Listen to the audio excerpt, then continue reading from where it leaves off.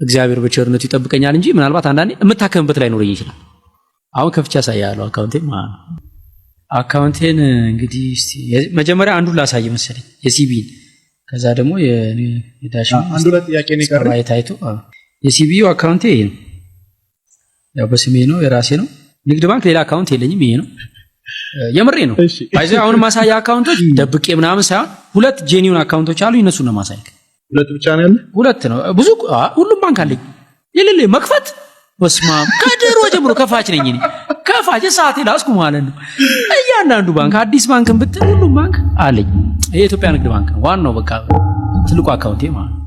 እሺ ሙድ ያስገበኝ የእውነቴ ነው። እኔ አልዋሽም። ለምን በጸሎት ነው የጀመርነው። በመካከላችን መንፈስ ቅዱስ እንዳለ አምናለሁ። ትክክለኛ ኑሮዬ አካውንቴ ይሄ ነው። እግዚአብሔር ይስጥ። እሺ ወደ ኔክስት ኒድ አስደነገጣል። ኤክስፔክት አላረክም ለመሰለ ዛሬ ደሞዝ ነው። ደሞዝ ተከፍሎ የቢሮ ኪራይ ብዙ ነገር አለ። ከዛ ይሄ ቀረ ማለት ነው። አሜዚንግ ኮሜዲያን እሸቱ የዋልድባ አባቶች እንጸልይብሃለን መቁጠሪያ ወርውረን መቋሚያ ዘቁዝቀን የእመቤታችን ስለ አድነን አውጥተን ምህላ ይዘን እንጸልይብሃለን ትሞታለህ ብለውታል። አሁን ይሄን ነገር ማስተካከለው ከሆነ መቁጠሪያ ይወጣል። ገና በምህላ እመቤታችን ስለ አድነን አውጥተን ፍረጅ አንቺ ፍረጅ ብለን ትሞታለህ። አንድ መነኩሴ የተናገረ አንድ መነኩሴ ነው። ሌሎች መነኮሳት አረ ይሄ ነገር አይባልም ነውር ነው። ቤተክርስቲያን እንኳን ለገንዛ ልጆቿ ቀርቶ ለጦላቶቿ ምትጸልይ ቤተክርስቲያን ነች። መጽሐፍ ቅዱስም ጠላቶቻችሁን ውደዱ ብለ የሚያስተምር ነው። እንኳን የገንዛ ልጇን ቀርቶ ለምንድን ነው የሚባል ያለ የጠየቀ የለም። ያ ሁሉ መነኩሴ ለዛውም የዋልድባ መነኮሳት ስለ ሀገር ሰላም ይጸልያሉ፣ ስለ ኃጣናት ይጸልያሉ፣ ስለ ጻድቃን ይጸልያሉ፣ ስለ ሰማይ ስለ ምድሩ ይጸልያሉ፣ ለምድሩ ምህረት ያመጣሉ የተባሉ መነኮሳት ተሰብስበው ቁጭ ባሉበት ይሄ ሰው አንድ ሰው ነው። ይሄ መነኩሴ አንድ ነው። እውነተኛም ሆነ ውሸተኛም ሆነ ተሌላ ተልእኮ ኖሮም አልኖሮም ይሄ ሰው ሲናገር እንዴት ሌሎቹ መነኮሳት ዝም አሉ? አንድ ሁለተኛ በገቢ ማሰባሰባ ጊዜ ከያቅጣጫ የሚደውሉ ጳጳሳት እሺ ልጃችን የተባረክ ልጃችን መጋቢ ብሎ መጋቢ ሰናይ መጋቢ ምናምን ተብሎ ማዕረግ የሰጡ ጳጳሳት እንዴት ልጃችንን ትረግማላችሁ? ይሄን ስልጣን የሰጣችሁ ማን ነው? እንኳን እሸቱ ቀርቶ የቤተክርስቲያን ጠላቶች እንኳን ቢሆኑ እንጸልይላቸዋለን እንጂ እንረግማቸዋለን ወይ? እንጸልይላቸዋለን እንጂ እንረግማቸዋለን ወይ? ለምንድን ነው ይሄን ያለው? እርግጠኛ ነኝ ቢያንስ 10 ጳጳሳት ጋር የእሸቱ ስልክ አለ። በትንሹ ነው ማለት ያለው። በትንሹ በኢትዮጵያ ኦርቶዶክስ ቤተክርስቲያን ላይ ካሉ ጳጳሳት የገቢ ማሰባሰቢያ ሲሆን ቄሱም ይደውላል፣ መነኩሴም ይደውላል፣ ካህኑም ይደውላል፣ ዲያቆኑ ይደውላል፣ ጳጳሱ ይደውላል። ልጁ ግን የልጆች አባት ነው። ህፃናት ልጆች ያሉት ነው። እንገላለን በጸሎታችን ትሞታለህ ሲባል ልጆቹ ምን ይሰማቸዋል?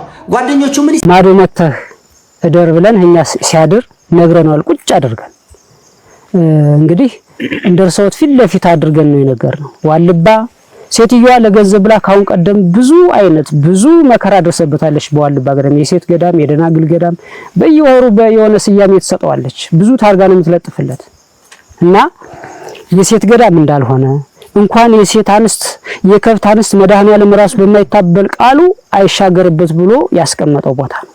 ትልቅ የቅድስና ቦታ ነው። ኃጢአት አይሻገርብሽ ላይ ቀልብሽ ሲል ሴቶች እንዳይሻገሩበት በጽኑ ግዘት አስቀምጧል።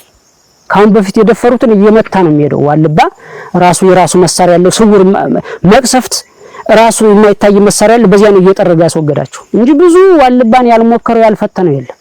እሸቱን ደግሞ ያመርገም ያመቅሰፍት እንዳይደርስበት ቁጭ አድርገን ነግረ ነው ሞታል ሱማሽናት እሸቱን ይዘው ስለምትሞት ግን ከመሞቱ በፊት እውነት እኔ እንደው በቅድስት ቤተክርስቲያን ፊት ለፊት ቆመው ቁጭ ለምንነጋገር ይሄ ጳጳሱ ደብዳቤ ያወርደው ይሄንን ቪዲዮ ቢያስተካክል ማስተዋወቅ ይሰጥበት ይቅርታ ቢጠይቅ ፍረጅ ብለው የሚጠይቁት እመቤታችን ስለ አድነው አውጥተው ጾም ጸሎት ይዘው እየሰገዱ የሚጠይቁት ለእሸቱ ሞት ነው። ጥፋቱ ምንድነው ከተባለ የሴቶች ገዳም ብለው ለምን ካፉ ወጣ?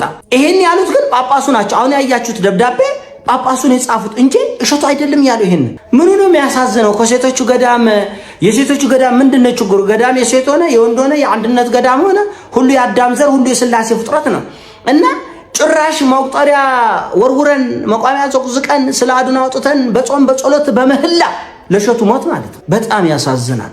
የተናገረው ሶስት ተናገረ።